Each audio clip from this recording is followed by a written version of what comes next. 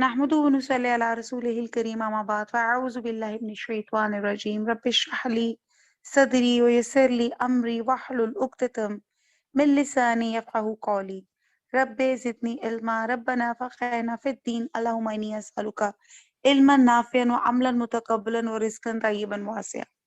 अस्सलामु अलैकुम व रहमतुल्लाहि व बरकातुहू। औज़ु बिल्लाहि मिनश शैतानिर रजीम बिस्मिल्लाहिर रहमानिर रहीम। क़ालू कहा या कौमी ए कौम लिमा क्यों तस्ताजिलून तुम उजलत करते हो, तुम जल्दी करते हो बिसय्यिआती बुराई में कबला कबल अल हसनती नेकी से हुस्न से लौला क्यों नहीं तस्तगफिरून तस्तगफिरून त मैंने तुम और तुम अस्तगफार करते तुम माफी मांगते अल्लाह अल्लाह से ला अल्लाह कुम ताकि तुम पर तुरहमून तुम पे रहम किया जाए। आयत नंबर 46 में है। अब ये जिस तरह हमने पहले वाकयात थे, अब यहाँ पे फिर थोड़े थोड़े से वाकयात का कुछ एस्पेक्ट तमाम अंबिया के वाकयात का रिपीट हो रहा है। यहाँ हजरत सालेह ने कहा कि ए कौम तुम भलाई से पहले बुराई के लिए क्यों जल्दी करते हो और अल्लाह से बख्शिश क्यों नहीं मांगते ताकि तुम पर रहम किया जाए। अब होता ही है कि जैसे हमने आयत नंबर 45 और इधर 46, कल 45 और यहाँ 46 में पढ़ा कि हर नबी की दावत पे यही कुछ होता है, कुछ इंसाफ पसंद माशरती ना हमवारियों से बेजार और मजलूम किस्म के इंसान नबी की दावत पे लब्बैक कहते हैं। और जो चौधरी किस्म के लोग ना, जैसे फ्यूडल लॉर्ड्स, एलीट और खाते पीते खुशहाल लोग, स्टेटस वाले लोग, वो लोग नबी के दुश्मन बन जाते हैं और फिर इनकी आपस में ठन जाती है और हक और बातिल के मार्के का आगाज हो जाता है। और यही सूरत हाल कौम समूद में भी रोनुमा हुई। अब मुखालफीन ये चौधरी हजरात चूंकि नबी की नबूवत के मुनकर होते हैं, लिहाजा वो हर उस बात को झूठा समझते हैं कि नबी जब उन्हें उनके अंजाम बुरे अंजाम और अज़ाब इलाही से डराता है तो मुतकब्बर लोग नबी से यूं कहते हैं, अगर तुम सच्चे हो तो हम पर वो अजाब क्यों नहीं आया जिसकी तुम रट लगा रहे थे, और जाओ काम करने के होते हैं यानी कि अल्लाह से मगफरत और रहमत तलबी, इन बातों की तरफ वो तवज्जो ही नहीं देते। और हजरत सालेह अलैहिस्सलाम ने इनके इसी तर्ज अमल पे तनकीद फरमाई। आयत नंबर 47, ये आप लोगों को समझ आ गया कि वो कौम लिमा तस्ताजिलून किस चीज की जल्दी में जा रही थी। कह रही थी कि जो अजाब है लेकर आओ जल्दी से अगर आप सच्चे हो। तो यहाँ पे उनको ये वार्न किया जा रहा है कि जो चीज मांगनी है अजाब की बजाय क्या मांगनी चाहिए, अल्लाह की रहमत, अल्लाह की मगफरत मांगनी चाहिए। आयत नंबर 47, कालू कहा उन्होंने, तैयरना तैयरना तैयर जो कहते हैं ना, ये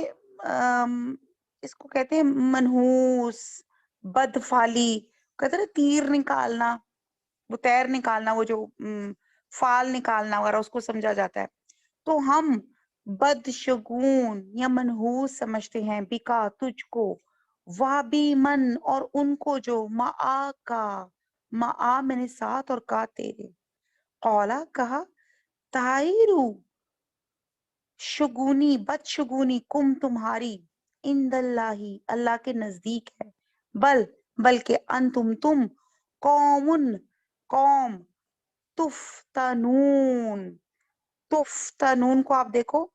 कि ये फितन से है, फितना आजमाइश में डालने वाले हो। तो बा मुहावरा देखते हैं आयत नंबर 47 का। वो कहने लगे तुम और तुम्हारे साथी हमारे लिए बदशगुन है। हजरत सौले ने कहा कि तुम्हारी बदशगुनी अल्लाह ताला की तरफ से है, बल्कि तुम ऐसे लोग हो जिनकी आजमाइश की जाती है। अब हम देखते हैं कि आयत नंबर 45 से 47 तक कौम समूद की इस्लाह के लिए हजरत सालेह अलैहिस्सलाम को रसूल बना के भेजा गया। हजरत सालेह अलैहिस्सलाम ने अल्लाह पे ईमान लाने की दावत दी तो कौम दो ग्रोहों में तकसीम हो गई। ठीक है जी, दो ग्रुप्स में। एक ग्रुप कहता था, एक वो ग्रुप था जो अल्लाह पे ईमान लाया हुआ था, और एक ग्रोह जो था मुखालफत पे उसके ऊपर डट गया। और कौम ने अपने नबी से मुतालबा किया कि अगर तुम सच्चे हो, जिस अजाब के हमें धमकी देते हो तो हम पे नाजल कर दो। حضرت صالح علیہ السلام نے سمجھایا کہ تم اللہ سے معافی مانگو، اسے بھلائی طلب کرو، اللہ سبحانہ تعالیٰ تم پر اپنی رحمت نازل فرمائے گا۔ قوم نے کہا تم تو بڑی منحوس ہو، تمہاری دعوت سے ہماری قوم میں پھوٹ پڑ گئی ہے۔ حضرت صالح علیہ السلام نے کہا کہ دعوت حق سے تمہاری آزمائش کی گئی ہے، جو حق کو قبول کرے گا اللہ کے ہاں اس کی قدر و قیمت، اس کی قدر و منزلت زیادہ ہوگی، جو انکار کرے گا وہ خسارے میں رہے گا۔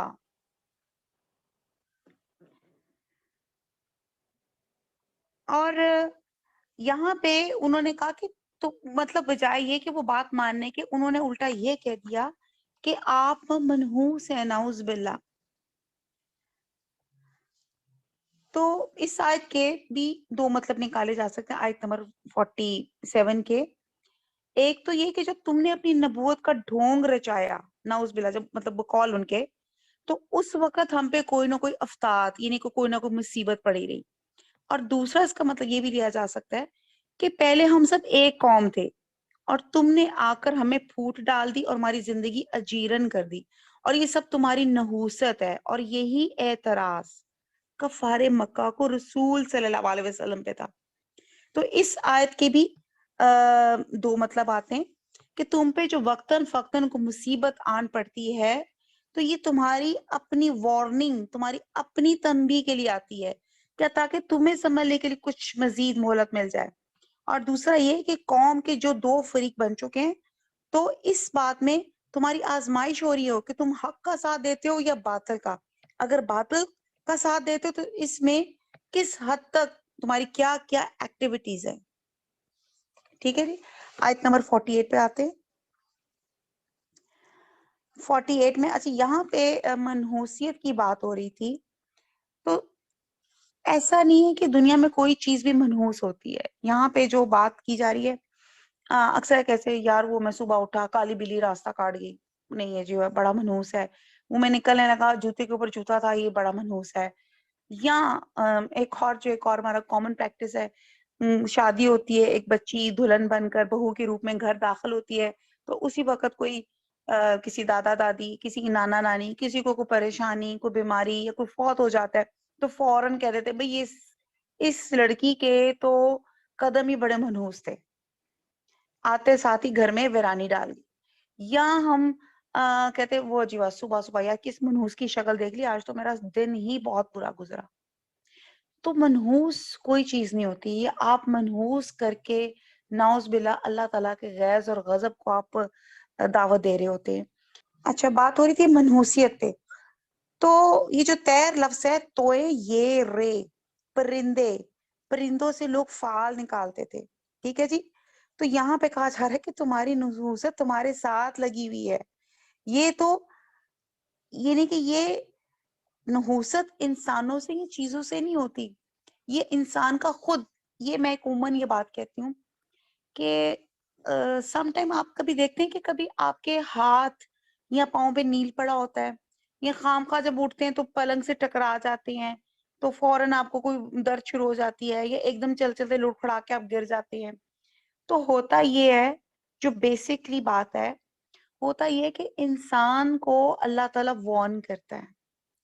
یہ چھوٹی موٹی پرابلمز لے کے کہ فوراً چیک کرو۔ جب آپ کے ساتھ ایسا ہو کہ کوئی چیز آپ کے ساتھ ایسی چیز ہو گئی ہے کہ وہی بات ہے ٹھوکر کھا کے گر گئے یا کوئی اور ایک دم کوئی پرابلم آ رہی ہے، تو سب سے پہلے چیک کریں کہ حقوق اللہ اور حقوق العباد میں کیا کمی کوتاہی ہوئی، کیا لغزش ہوگی، کوئی کیا بھول چوک ہو گئی کہ اللہ تعالیٰ نے فوراً آپ کو وارن کیا کہ فوراً اس کو ریکٹیفائی کرو، اس کو ٹھیک کرو، نہیں تو تم پکڑے جاؤ گے۔ تو یہ ایک اللہ تعالیٰ نے کہ چھوٹا سے اصول ہوتا ہے، طریقہ ہوتا ہے ہمیں وارن کرنے کا کہ آپ اپنے آپ کو سنبھال لیں، اگر آپ کسی غلط ٹریک پہ چل رہے تو دوبارہ سے رائٹ ٹریک پر آ جائیں۔ اور یہاں پہ جو بات کی جا رہی ہے منحوسیت کی، تو کوئی چیز منحوس نہیں ہوتی، آپ یہ آپ بات کر کے کسی اور بندے کا بھی دل آزاری کریں گے اور اللہ تعالیٰ کے ہاں علیحدہ شرمندگی ہوگی۔ اچھا جی، آیت نمبر نیکسٹ ہے، وَكَانَ، اور تھے، فِي الْمَدِينَةِ، شہر میں، تسعہ 9، راحتن، جتھے دار، یہ راحت میں بھی آپ کو تفسیر میں بتاتی ہوں، یفسدون، یہ میں نے وہ اور آگے وہ فساد کرتے تھے فی الارضی زمین پہ ولا اور نہیں یصلحون اردو کا لفظ کیا ہے اصلاح تو نہیں وہ اصلاح کرتے تھے. اب یہاں اللہ تعالیٰ فرماتے ہیں اور شہر میں 9 شخص تھے جو ملک پہ فساد کیا کرتے تھے اور اصلاح سے کام نہیں لیتے تھے. اب یہاں پہ قوم سمود کے 9 غنڈہ سرغنوں کی بات کی جا رہی اور راحت یہ جیسے لفظ ہے راحت کا مطلب ہوتا ہے ایک ہی خاندان کے لوگوں کی مختصر سی جماعت جن کی تعداد 10 سے کم ہو اور اس میں کوئی عورت نہ ہو اور نیز اس جماعت کے سردار یا سرغنا کو بھی راحت کہا جاتا ہے اور تو اس سے مراد لیا جاتا ہے رحت کہ سرغنا یعنی کہ کسی اوباش اور بد کردار چھوٹی سی جماعت کا لیڈر جو 10 سے کم کی جماعت ہو. اب دیکھتے ہیں کہ قوم سمود کی معروف بستی کا نام حجر تھا اور اسے ام القرا بھی کہا جاتا تھا. یہ مکہ سے شام جاتے ہوئے راستے میں پڑتی تھی اور اس شہر میں ایسے یہ جو سرغنے اور بدماش ٹائپ جو لوگ تھے یہ سب وہاں موجود ہوتے تھے اور ان میں سب سے ان کا جو لیڈر تھا نا وہ قدار بن سلف اس کو بعض اسکالرز کہتے ہیں اس کا نام یہ تھا یعنی کہ سب سے بدبخت یہی شخص تھا اور یہی وہ شخص تھا جس نے اللہ کی اونٹنی کی کونچے کاٹ ڈالی تھی اور باقی جو 8 سرغنے تھے اس قدار کے معاون اور اس کے مددگار اس کے ساتھی بنے تھے. تو یہاں اللہ تعالی ان 9 لوگوں کا وہاں پہ ذکر کر رہے ہیں کہ جو اور یہ بھی ایک اسکالرز کہتے ہیں کہ قوم سمود کے 9 بڑے بڑے قبیلے تھے اور تمام قبیلوں کے سردار جمع ہوئے. انہوں نے آپس میں اللہ کی قسم کھا کے آپس میں انہوں نے عہد کیا کہ ہم رات کو حملہ کر کے صالحہ یہ نیکسٹ ہم پڑھتے ہیں اگلی آیت میں ہمیں اس کا کلیئر آئے گا. آیت نمبر 49 قالو کہا انہوں نے تقاسمو قسم درمیان میں تھے کہ اردو کا لفظ تم قسم کھاؤ باللہ کی اللہ کی لا نبیتنہو لا البتہ نون ہم اور بیتنا ہم بیت کہتے ہیں رات کو بیت تو البتہ ہم ضرور بیت رات کے وقت ان کو اس کو کہ ہم رات کے وقت شب خون ماریں گے اس سے مراد یہ لی جاتی ہے. سمجھ آ گئی آپ نے توڑ کے دیکھ لا نون ہے لام علیحدہ ہے نون لام کا مطلب البتہ نون کا مطلب ہم اور آگے بیت رات اور آگے بیتنا رات اور اس کو کہ ہم ضرور رات کو بے خبری میں شب خون ماریں گے وہ اہلہ اور اس کے گھر والوں پر سما پھر لا نقولنا ہم کہیں گے لی ولی اس کے وارثوں سے ماں نہیں شاہدنا ہم شاہد تھے ہم گواہ تھے یا نہیں ہم حاضر تھے محلی کا مہلت یہ مہلک ہوتا ہے ہلاکت سے لفظ نکلا ہے ہلاکت کے موقع پہ اہلِ ہی اس کے گھر والوں کی وَإِنَّا اور بے شک ہم لَصَادِقُونَ بے شک ہم سچے ہیں. اب کہنے لگے بامحاورہ اللہ کی کہنے لگے خدا کی قسم کھاؤ ہم رات کو اس پر اس کے گھر والوں پہ شب خون ماریں گے پھر اس کے وارثوں سے کہہ دیں گے ہم تو اس کے گھر والوں کے موقع پہ ہلاکت پہ گئے ہی نہیں اور ہم سچ کہتے ہیں. اب یہاں پہ آپ دیکھیں کہ یہ اس قدر جو تھے ڈھیٹ اور جس کو کہتے ہیں نا بڑے مکار قسم کے لوگ تھے. انہوں نے کچھ جو پلاننگ کی تھی انہوں نے کچھ یوں پلاننگ کی تھی کہ انہوں نے آپس میں اللہ کی قسم کھا کے عہد کیا تھا کہ ہم رات کو حملہ کر کے صالح علیہ السلام اور اس کے گھر والوں کو ہلاک کر دیں گے اور ان کے ولی کو کہہ دیں گے کہ ہم اس کے خاندان کی ہلاکت کے وقت موجود ہی نہیں تھے. یہ انہوں نے ایک اپنی طرف سے ایک پلان کیا. اور یہ ان کی سازش تھی. اور ان لوگوں نے ملی بھگت سے جو قدار تھا، قدار بن سلف کو آگے لگایا تاکہ وہ ناقت اللہ کو زخمی کر دے. کون؟ اونٹنی کو. اب یہ واقعہ ایکچولی آپ لوگ پہلے بھی پڑھ چکے ہیں کہ یہ جو قوم سمود تھی، جب ان پہ حضرت صالح علیہ السلام، اللہ تعالیٰ نے ان کو نبوت پہ سرفراز کیا اور ان کو کہا ان کو وحدانیت پہ بلاؤ، اور شرک میں مبتلا ہو گئے اور بہت سے غلط کام کر رہے ہیں، جس میں غلط کام ان کی ڈاکہ زنی تھی، لوٹنا تھا. تو ان چیزوں سے باز آ جائیں. تو جب حضرت صالح علیہ السلام نے اللہ کو ان کو میسج دیا تو انہوں نے کہا کہ ہم تمہیں کیسے پیغمبر مان لیں، تم تو ہمارے جیسے انسان ہو. اچھا کوئی ایسا کرو، اس سامنے پہاڑ میں اونٹنی کوئی نکال کے دکھا دو، اور اونٹنی بھی وہ حاملہ اور جو ہمارے سامنے بچہ جنے. اللہ کے کرم سے اللہ تعالیٰ نے معجزہ بھی دکھایا، اور وہ اونٹنی کے اندر سے ایک حاملہ اونٹنی نکلی، اور اس نے وہاں پہ ان کے سامنے ایک بچے کو بھی جنم دیا، پیدا کیا. اب اس کے بعد یہ آپ نے پچھلے بھی ہم نے سورت میں واقعہ ڈیٹیل سے پڑھا تھا کہ وہ جو تھی، کیونکہ وہ ایک آزمائش، معجزہ ہمیشہ آزمائش کے لیے ہوتا ہے، وہ آزمائش کے طور پہ آئی تھی اونٹنی، اور وہ پورا پانی پی جاتی تھی. تو اس کے لیے پھر انہوں نے باری لگا دی کہ ایک دن جو تھے شہر والے پانی پیئیں گے اور ایک دن یہ اونٹنی پانی پیے گی.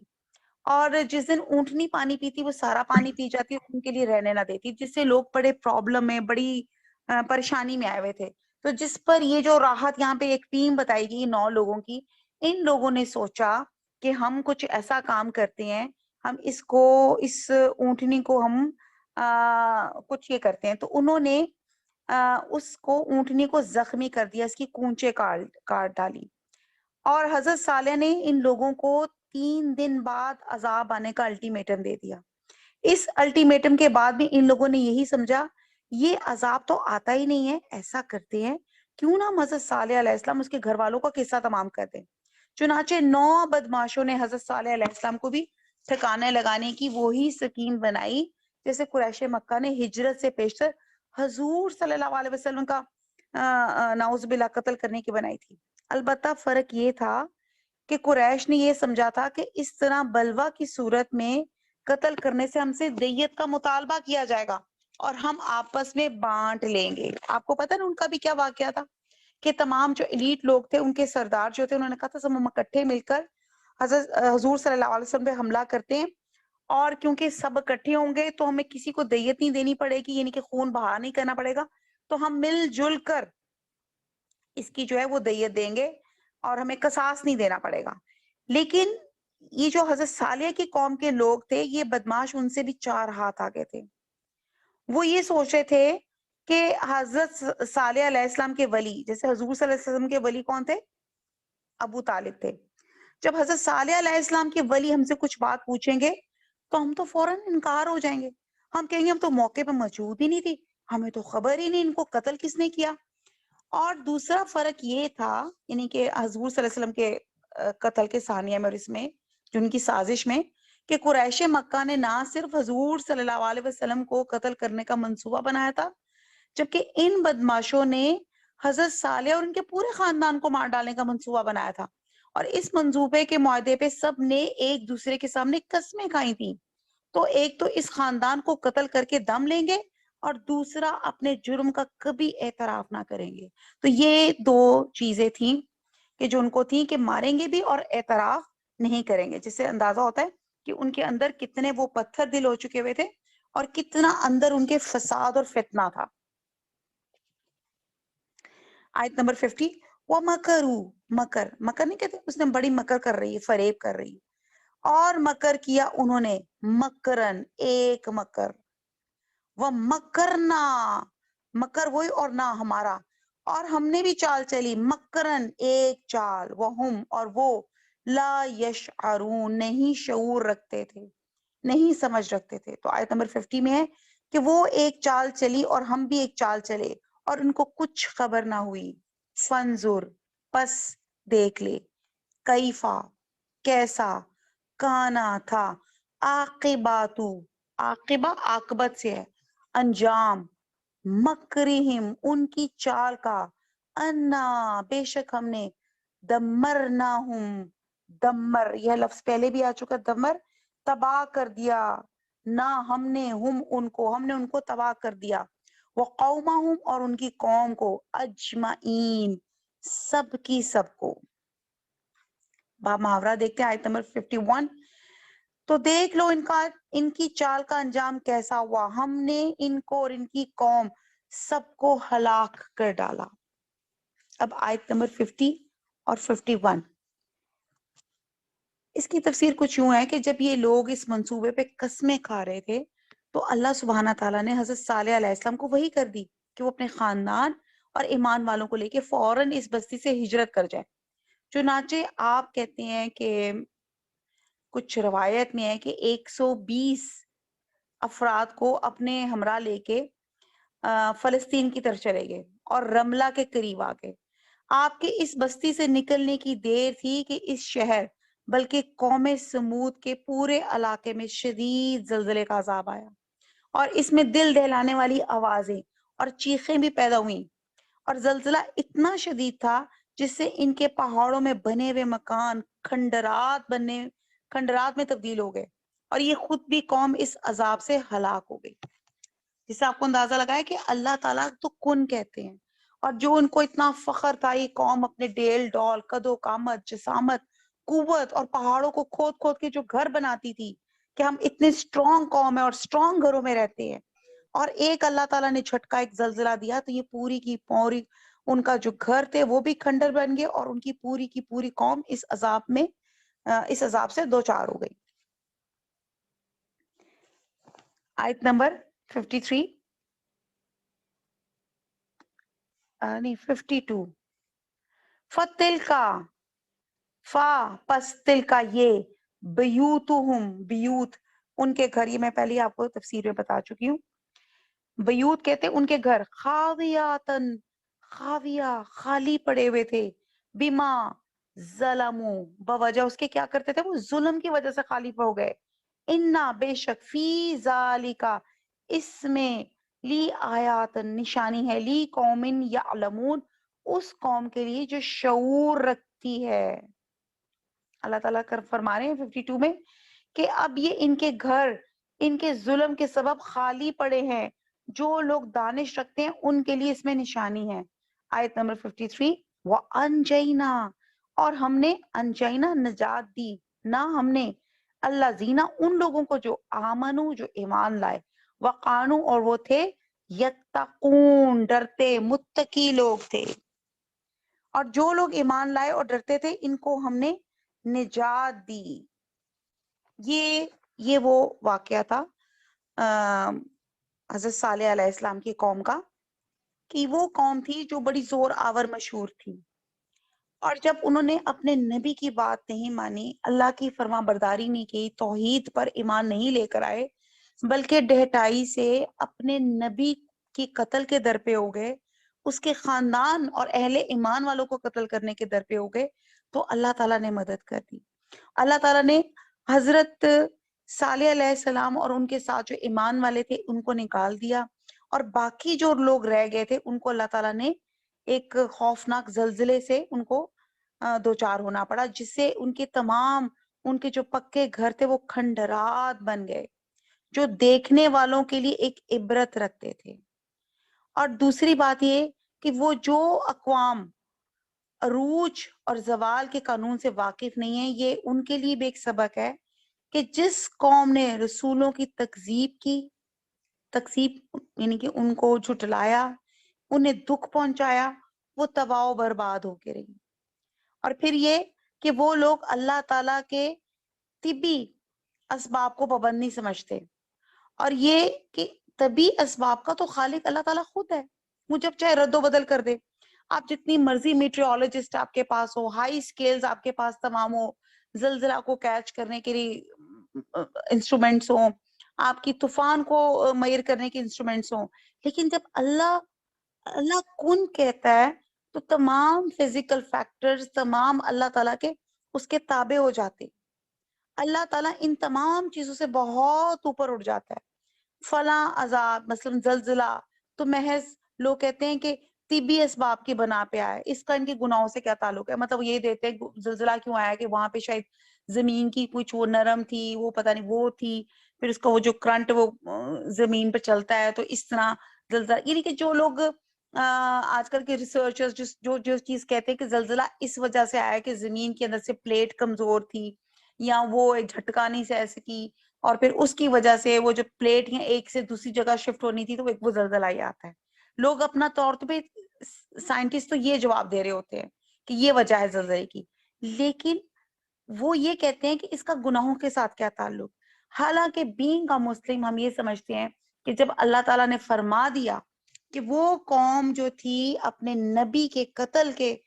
پیچھے ہو گئی تھی, تو اللہ تعالیٰ نے اس قوم ہی کے اوپر عذاب ڈال دیا اور ان کو مہلت بھی دی. اور وہ کیوں صفائے ہستی سے مٹ گئے؟ وہ اپنے ظلم کی وجہ سے, اپنے اوپر جو انہوں نے ظلم کیا تھا کہ اللہ کی وحدانیت سے اور اپنے نبی کے احکامات ماننے سے جو انہوں نے انکار کیا تھا, اس کی جو تکذیب کی تھی, اس کو جو جھٹلایا تھا, تو اس پر وہ اس عذاب سے دوچار ہو گئے. اور یہ ہر قوم کے ساتھ رہتی دنیا تک, جب تک یہ سلسلہ چلتا رہے گا, اللہ تعالیٰ اسی طرح عذاب نازل کرتے رہیں گے. اور اللہ تعالیٰ یہ واقعات بھی ہمیں ضرور اس لیے سنا رہے ہیں تاکہ ہم عبرت پکڑیں. ہم اس کے باوجود عبرت نہیں پکڑتے. اب اس وقت ہمارے پاس یہ کورونا, ڈینگی, کینسر پیشنٹس اور یہ ہیپاٹائٹس پیشنٹس, اور ایک زمانے میں جیسے ایڈ آ گئی تھی تو ایڈز آ گئی تھی, تو یہ کیا تھے؟ یہ تمام چیزیں اللہ تعالیٰ کے عذاب تھے کہ اے بندے سنبھل جا سنبھل جا. بندہ پھر نہیں سنبھلتا, پھر غلط کاموں میں بیٹھ جاتا ہے, اللہ تعالیٰ سے دعائیں مانگتا ہے, اللہ تعالیٰ ٹائملی وہ عذاب اسے دور کر لیتے ہیں, اور پھر اس کے بعد پھر انسان دوبارہ نافرمانیوں کے کام میں انوالو ہو جاتا ہے. اس لیے تو میں بڑے دکھ سے کہتی ہوں کہ یہ کرونا کے بعد بھی اگر ہم نے کچھ نہیں سیکھا تو پھر ہم نے کچھ نہیں سیکھا. کچھ نہیں سیکھا ہم نے کہ زندگی کتنی ٹیمپرری ہے, عارضی ہے, اور دنیا آخرت کی کھیتی ہے. نیکسٹ آیت پہ چلتے ہیں. وَلَوْتًا, اب اگلا واقعہ چل رہا ہے. وَلَوْتًا, اور لوط علیہ السلام, اس قولا, جب کہا انہوں نے, لی قوم ہی, اپنی قوم کو, آتعتونا, کیا تم کرتے ہو, کیا تم کرتے ہو, الفاحشاتا, فاحشاتا, فاحش, فحش کام, بے حیائی کے کام, وَأَنْتُمْ, اور تم, تبصرون, بصارت سے, اور تم دیکھتے ہو. تو آیت نمبر 54 میں ہے کہ اور لوط علیہ السلام کو یاد کرو جب انہوں نے اپنی قوم سے کہا تھا کہ تم بے حیائی کے کام کیوں کرتے ہو اور تم دیکھتے ہو. اِنَّکُمْ, کیا تم, لَتَعْتُونَ, تم مائل ہوتے ہو, الرجال, مردوں کی طرف, شہواتن, شہوت کے لیے, لذت کے لیے, من دون النساء, عورتوں کو چھوڑ کر, بلکہ انتم, تم, قوم تجہلون, قوم ہو جاہل, تجہلون کہ تم جاہل قوم ہو. اس کا با محاورہ دیکھتے ہیں. کیا تم عورتوں کو چھوڑ کر لذت حاصل کرنے کے لیے مردوں کی طرف مائل ہوتے ہو؟ حقیقت یہ ہے کہ تم احمق لوگ ہو.